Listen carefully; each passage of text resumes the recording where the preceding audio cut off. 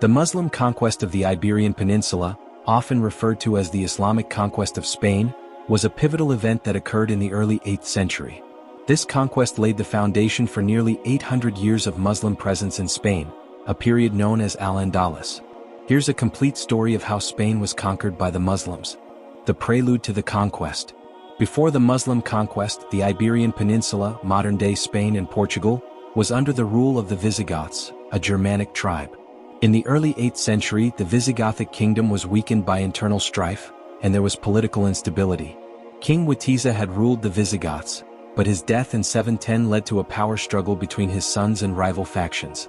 This internal disarray made the kingdom vulnerable to external invasions. The invasion begins 711 AD. In 711 AD, the Muslim forces from North Africa, which had already embraced Islam following the Prophet Muhammad's death, were in the process of expanding their empire. The Umayyad Caliphate, headquartered in Damascus, had recently conquered large parts of North Africa and was looking to expand further into Europe. The invasion of the Iberian Peninsula was led by Tariq ibn Ziyad, a Berber general under the command of the Umayyad Caliph Al-Walid I. Tariq's army, consisting mostly of Berber soldiers, landed on the southern coast of Spain at the Gibraltar Strait, which derives its name from the Arabic word Jabal Tariq, Mountain of Tariq. This marked the beginning of the conquest. The Battle of Guadalete, 711 AD.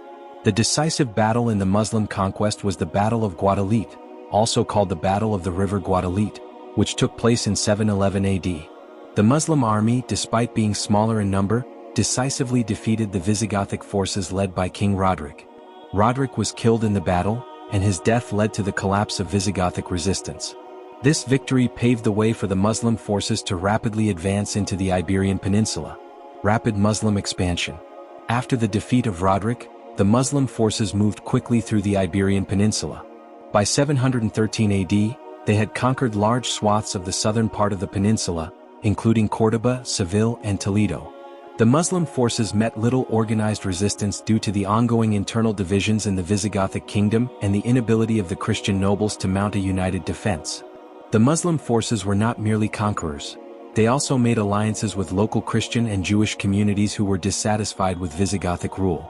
As a result, many cities, including Toledo, the former Visigothic capital, surrendered to the Muslims without significant resistance. Establishment of Al-Andalus. Within a few years, most of the Iberian Peninsula had fallen under Muslim rule, with the exception of some northern regions. The Muslim conquerors established a province of the Umayyad Caliphate known as Al-Andalus.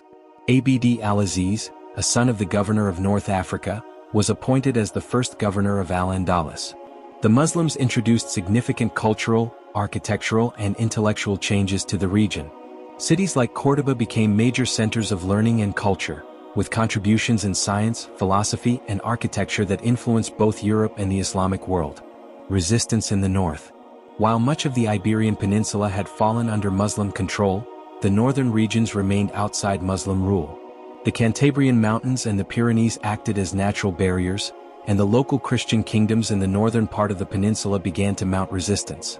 The most notable of these early Christian resistance efforts was the Battle of Covadonga, around 722 AD, where a small Christian army led by Pelayo of Asturias defeated the Muslim forces.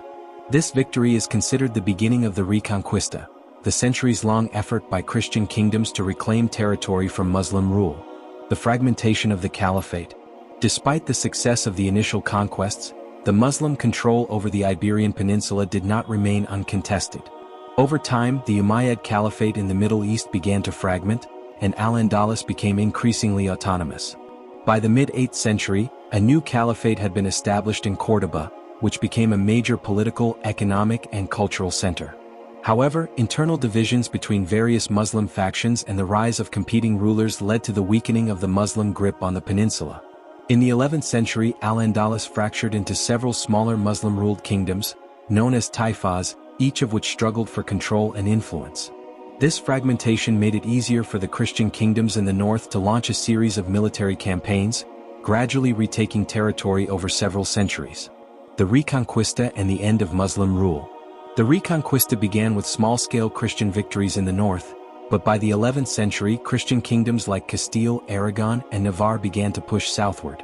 The Battle of Las Navas de Tolosa in 1212 was a turning point in the Reconquista.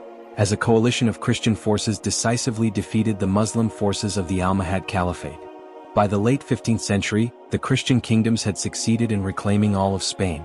The final Muslim stronghold, the Emirate of Granada, was conquered by the Catholic monarchs, Isabella I of Castile and Ferdinand II of Aragon, in 1492. This marked the end of Muslim rule in Spain, and the completion of the Reconquista. The Muslim conquest of Spain left a profound impact on the country. The Islamic presence in the Iberian Peninsula contributed to advancements in architecture, like the Alhambra, agriculture, irrigation and crop cultivation, and intellectual life, particularly in fields like mathematics, astronomy, and medicine. The influence of Arabic language, culture, and science remained in Spain long after the Muslim rule ended. The conquest also led to centuries of conflict between Christian and Muslim forces, culminating in the Reconquista. However, the legacy of Al-Andalus continues to be a significant part of Spanish history and cultural heritage. In conclusion, the Muslim conquest of the Iberian Peninsula was a rapid and transformative event that reshaped the region for centuries. It began with the decisive Battle of Guadalete in 711 AD and led to the establishment of the powerful Islamic state of Al-Andalus. Despite setbacks and eventual fragmentation, the Muslim presence in Spain left an indelible mark on its culture, architecture, and intellectual achievements. Thank you so much for watching, my beautiful brothers and sisters. I hope you enjoyed this story and found some inspiration in it. If you did, don't forget to give it a thumbs up, share with your friends, and of course subscribe to the channel for more amazing content. Hit that notification bell so you never miss an update. Stay blessed, and I'll see you in the next one.